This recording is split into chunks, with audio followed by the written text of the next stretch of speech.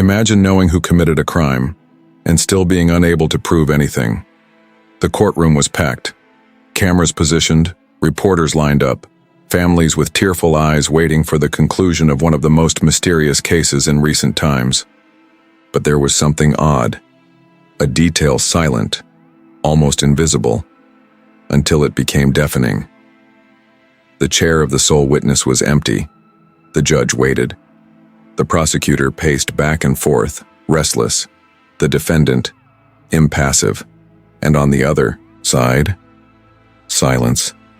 The silence of someone carrying a deadly secret, and who decided to disappear. No one understood immediately.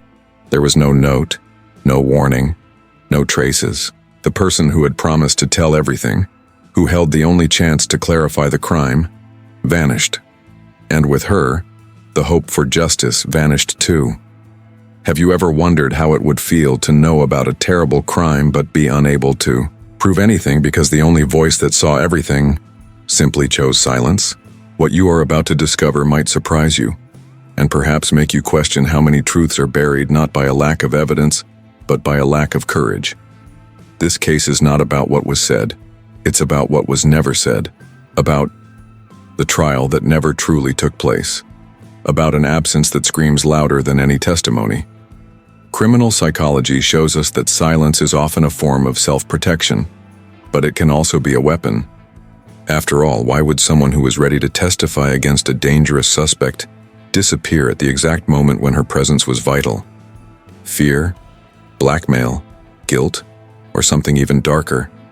This woman, yes, a woman, was the key piece in a macabre puzzle.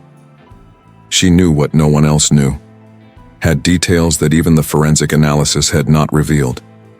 And yet, she chose to disappear. Or was she silenced? What happens in the mind of someone who carries the weight of truth but decides to let it die? How can psychological pressure, the feeling of threat and post-crime trauma push a witness to the breaking point? Stay with me until the end, because we are not just talking about a disappearance. We are talking about a voiceless echo that left scars on an entire city. A story that involves emotional manipulation, lapses in trust, and perhaps a secret that was never meant to be revealed. This kind of case becomes not just a study within criminology, but an open wound in society. When silence becomes louder than the law, what do we have left? And that's where criminal psychology comes in full force. Because not always is the guilty one the one sitting in the defendant's chair. Sometimes it is the one who doesn't show up, who avoids, who stays silent. The truth in this case is not in the case files. It is behind the scenes. And understanding this can completely change the way you see justice, fear, and human limits. Now that you are here, ready to dive into a story that should never have been forgotten, I want you to pay attention to every detail. Because from now on, every silence has meaning, and what comes next can change everything. If this kind of story grips you, if any part of this silence has echoed within you, then leave a comment about what has touched you so far. It could be a feeling, a theory, a memory. Because this space here is more than just a video. It's a place where voices meet, where truth can finally find shelter. And sometimes your comment can be the push that someone else needs to reflect, speak up, or even remember something important.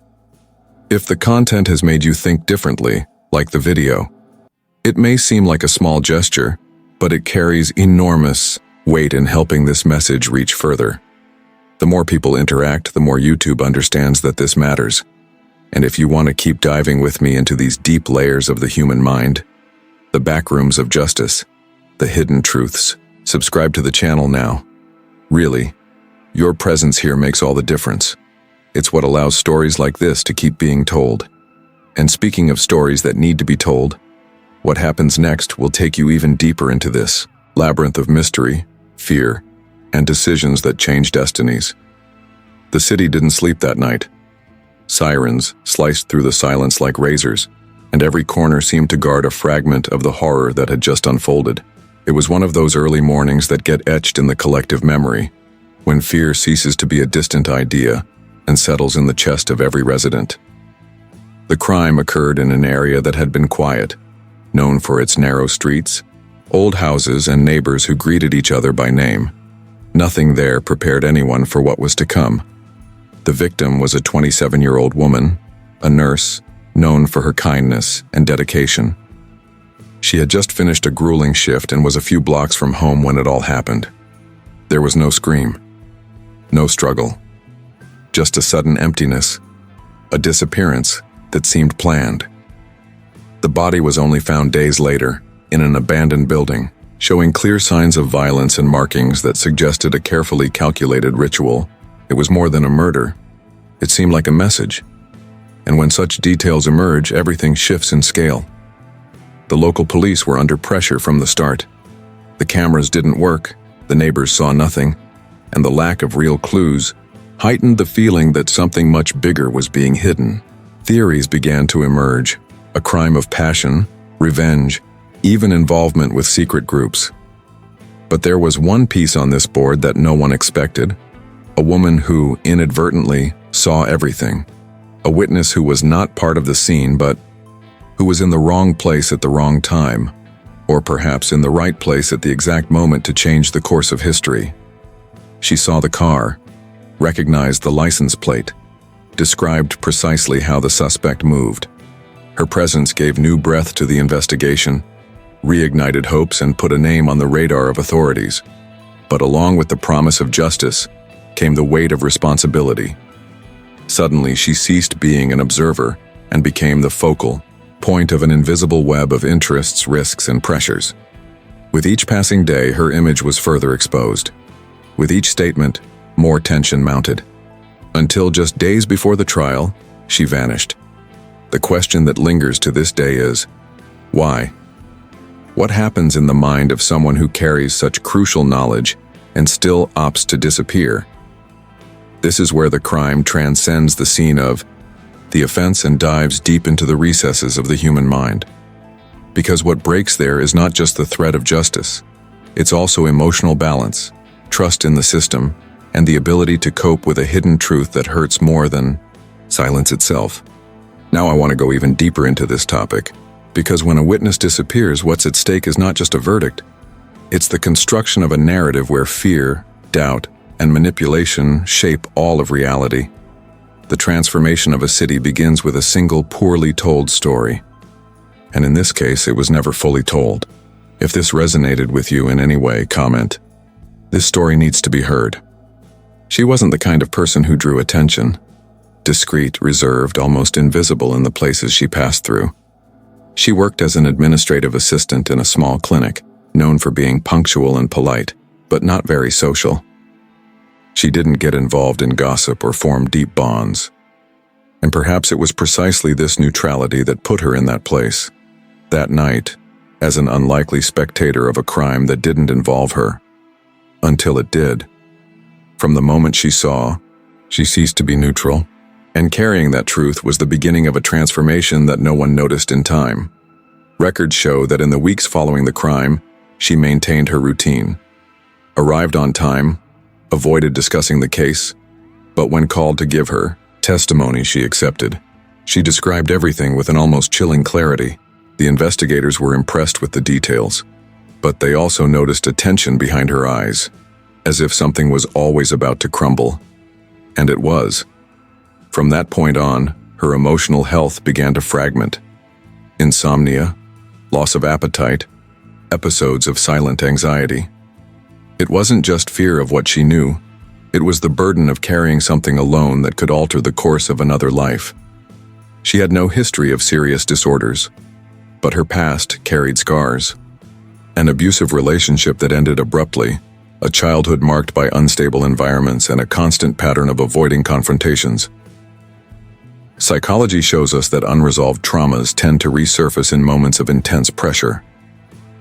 And being the sole witness to a brutal crime is the kind of trigger that shatters any emotional defense. The truth she had inside her wasn't just about what she saw. It was about what she relived. Because looking into the face of an attacker, even if it's not your own, can open old wounds. She tried to be strong, said she was fine, that she would do whatever it took.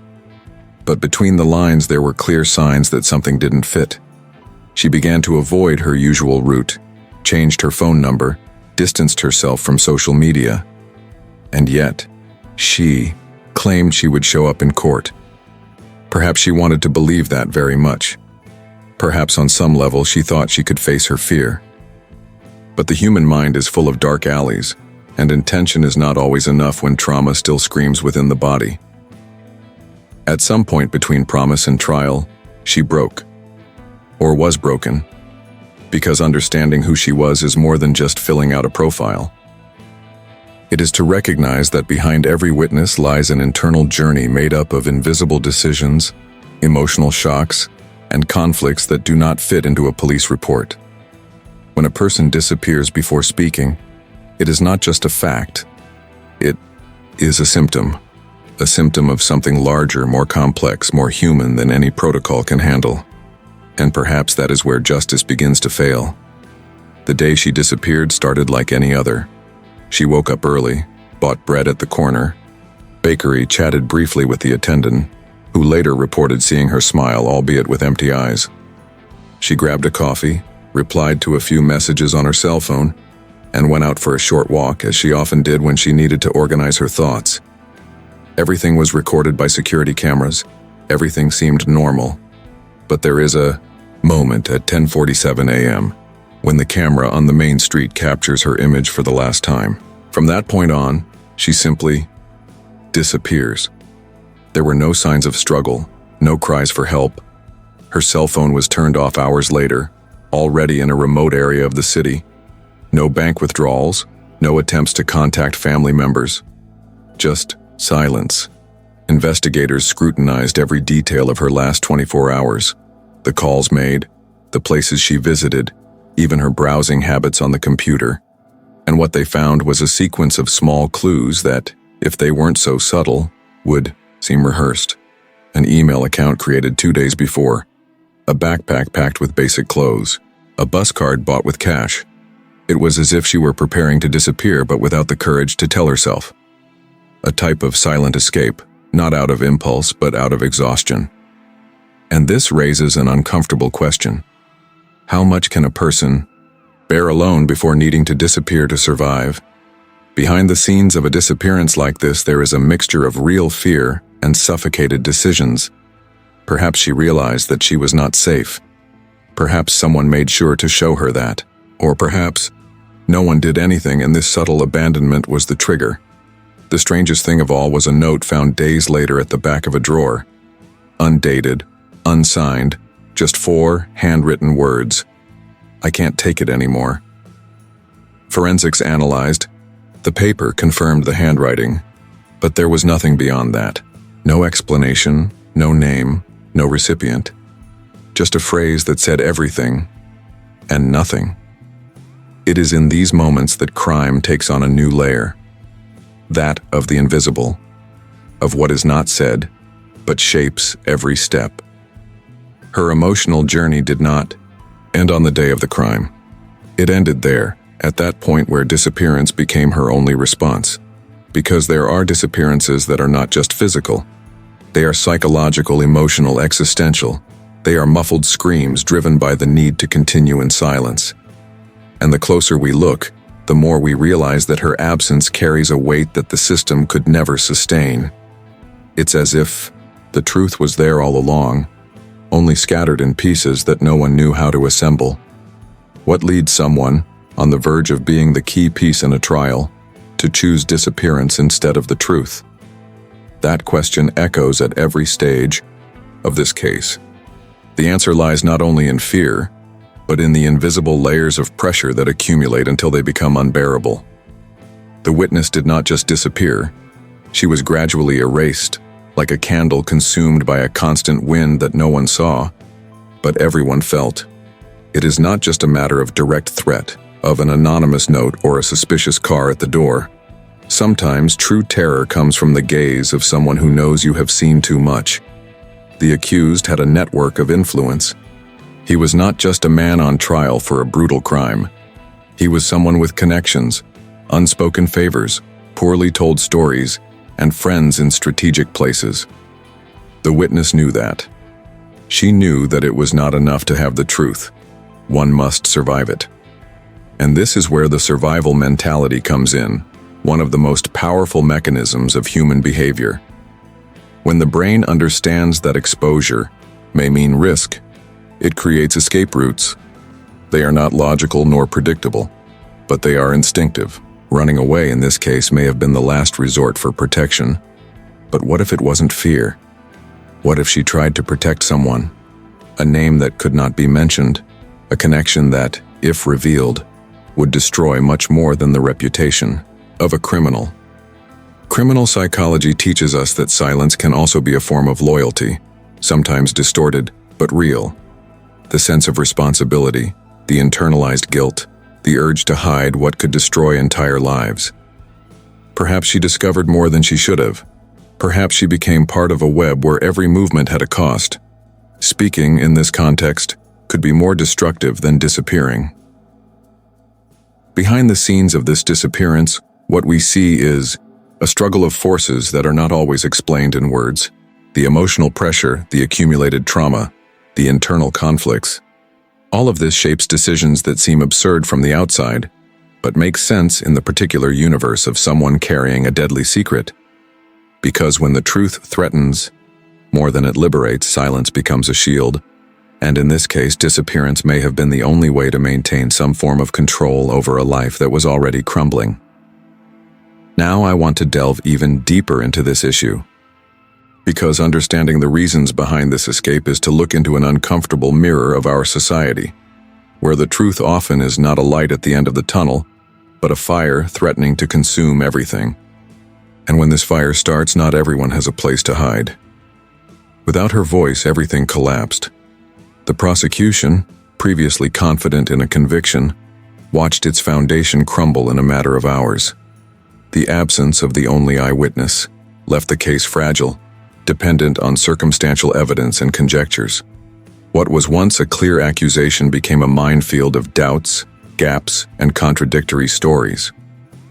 The defendant, with a murky past, returned to being just a suspect, and a suspect without direct testimony is someone who stands in the shadow of the benefit of the doubt. The truth, which could have been cemented in a verdict, slipped through fingers. The families, submerged in pain, began to cope with a second loss. It was not enough to mourn the crime itself. Now they also faced the emptiness of justice that did not come. The victim's mother said in an interview that she felt as if she had buried her daughter twice. The father, who was never one to talk much, just stared intently at the camera and said, "She died again today." Because that is what happens when justice fails due to silence. It is not just the system that bends. It is public trust that breaks. It is hope that silences. It is the feeling that there is an invisible line between what is right and what is possible. Inside the courtroom, the atmosphere was one of embarrassment. Confused jurors, relieved defenders, silent prosecutors. The judge even postponed the hearing for a few hours, hoping for a last-minute miracle. But it did not come. And when the decision was announced, lack of sufficient evidence, the impact was as deep as the crime itself. The city, which had been following the case with rapt attention, now commented behind the scenes with anger, sadness, and a quiet fear that this could happen again. The collective feeling was one of powerlessness, as if everyone had participated in a play where the ending was already written, and no one could change the script. Because when justice relies on a single voice, we are all more vulnerable than we imagine. A system that depends on ordinary people but does not offer real protection is doomed to fail. And when it fails, it is not just the guilty who escape. It is the truth that decomposes in silence. It is the trauma that spreads. It is the feeling that perhaps no one is truly safe to tell what they know. He was there when the witness's chair was empty, dressed soberly, dark suit, fixed gaze, expressing nothing but an almost uncomfortable control. When the judge announced the adjournment of the trial, he didn't even blink. No reaction, no sigh. For some, this was coldness. For others, merely self-control. The fact is that the absence of the only voice that could confirm his guilt, or prove his innocence, left him in ambiguous territory where everything began to revolve around perceptions, not certainties. And when the truth depends on what people believe, not on what can be proven, justice enters dangerous territory. He did not celebrate upon leaving the courthouse. He gave no interviews, did not smile. He just walked with firm steps, protected by his lawyers, and disappeared from public life for weeks. Even so, the doubt remained. He was a man marked by contradictions. He had no clear alibi, but there was also no definitive physical evidence. His background raised suspicions, but his demeanor was always calculatedly contained. The psychology of behavior shows us that this rigidity can indicate an attempt at control or be a defense mechanism. When someone knows they are being judged not just for a crime but for gestures and expressions, every move becomes strategic. Curiously, the disappearance of the witness put him in a position of legal freedom, but not social relief. The city continued to point fingers even without a sentence. Friends distanced themselves, family members became more cautious. He lived freely, but under invisible surveillance. And that weighs too. The constant doubt, the isolation, the silent label of likely guilty affect behavior.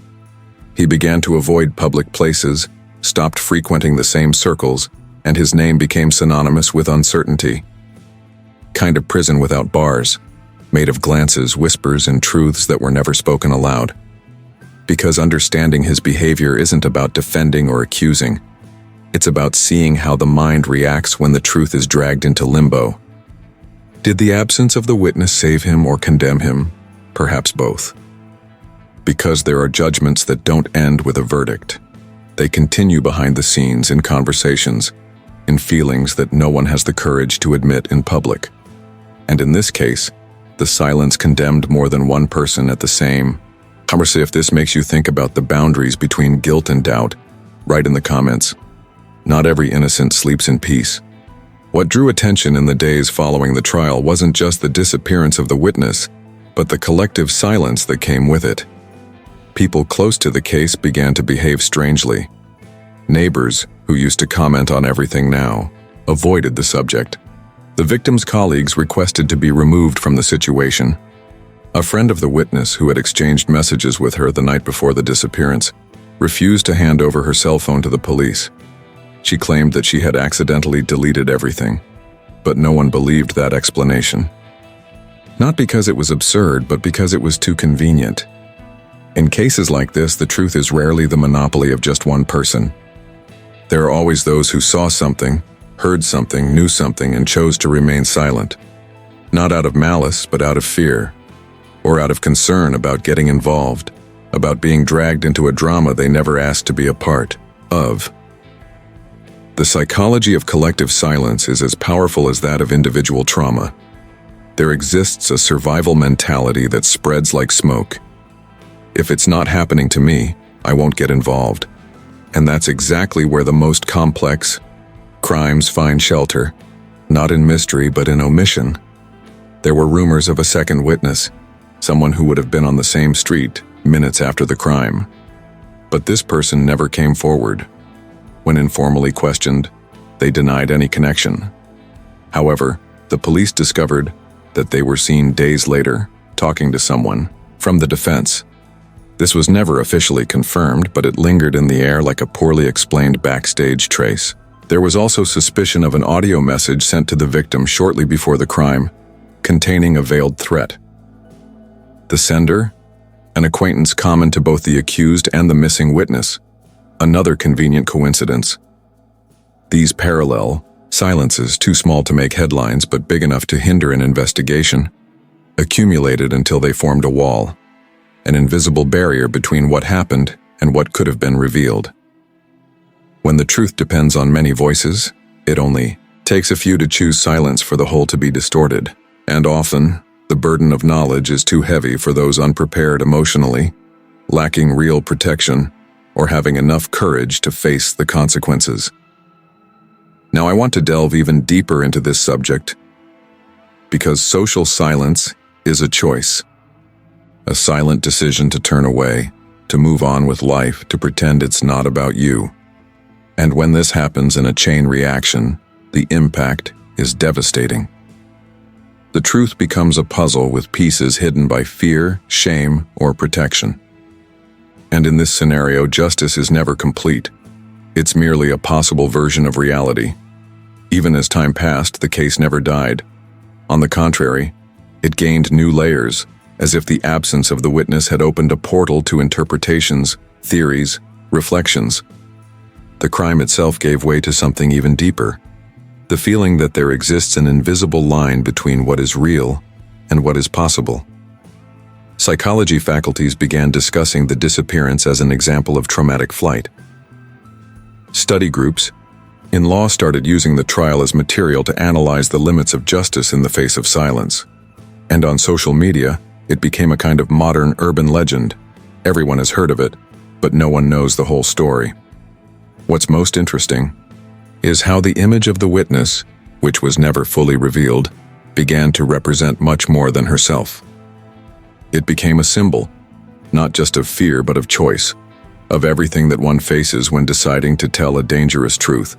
Her absence became presence in debates about witness protection, mental health in the judicial process, and primarily about the psychological impact of being dragged into the center of something one never asked to be part of.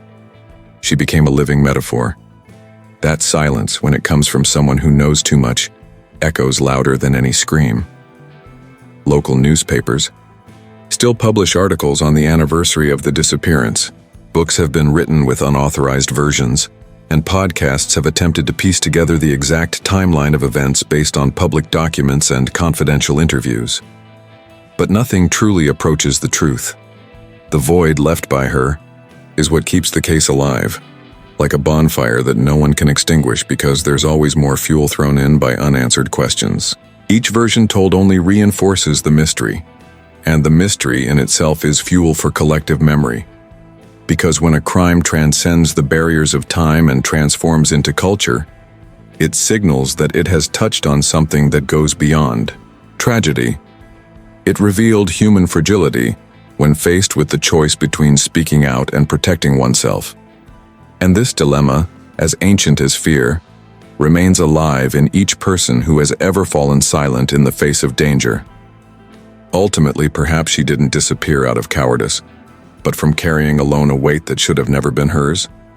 And if she is listening now, somewhere, under another name, in another life, trying to forget what she lived, or what she saw, perhaps afraid to open any site related to the case, maybe still silently following everything, testing the safe distance between the past and the present.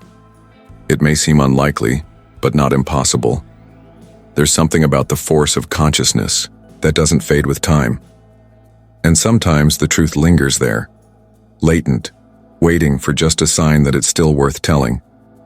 We don't know where she is, but we know what she signifies. Because even in silence, she remains the loose thread that could change everything. If you are listening to this, your voice could still change everything. Even after so much time, even after the chaos, the headlines, the pain, it doesn't need to be in a public square nor with spotlights, but it needs to happen. Because justice, the kind we're trying to build with bare hands, only stands when someone has the courage to speak up. And yes, we know it's unfair to ask this of someone who has already borne so much, but we also know that a guarded truth doesn't heal anyone. It only sickens those who hide and those who need it to move forward. This case left wounds, but it also left open questions. And every unanswered question becomes a burden for those who believe in transformation through truth. Courage isn't about exposing oneself. It's about deciding that fear will no longer guide your steps. And even if the system fails, even if the structure doesn't protect as it should, there exists a force that arises when the truth finds room to be spoken. A force that heals, that liberates, that reconstructs. And if one day this voice decides to return, it doesn't matter how much time has passed, it will still be heard. Because deep down, this story isn't just hers. It's ours. It's about all the time someone saw something wrong and hesitated. About the silences we collect to protect ourselves. About the emotional backstories that no one sees, but that shape every decision. Perhaps that's why this case never died. because it mirrors a hidden truth that many carry. And when an echo finds space, it can finally turn into a voice. If you've made it this far, it's because something in this silence also spoke to you, and maybe that's why this conversation needs to continue. So, if this content made you reflect, if at any moment you felt like you were living this story with me, leave your like. It helps keep this exchange alive and shows that it's worth continuing to bring subjects like this with depth and respect. Take the opportunity to subscribe to the channel, because everything we have built here together only gains strength when it becomes continuity. And here, each story told has a purpose: to provoke, connect, transform. Oh, and let me know in the comments that you made it to the end. Right, I'm with you until the end. It's your way of saying that this journey truly touched you. Also, check out the complete playlist with other impactful stories. But now, if you want to hear about the case of the victim who sent, returned at the moment of her execution, then check out this other video here and continue with me over there. The next story is already waiting for you,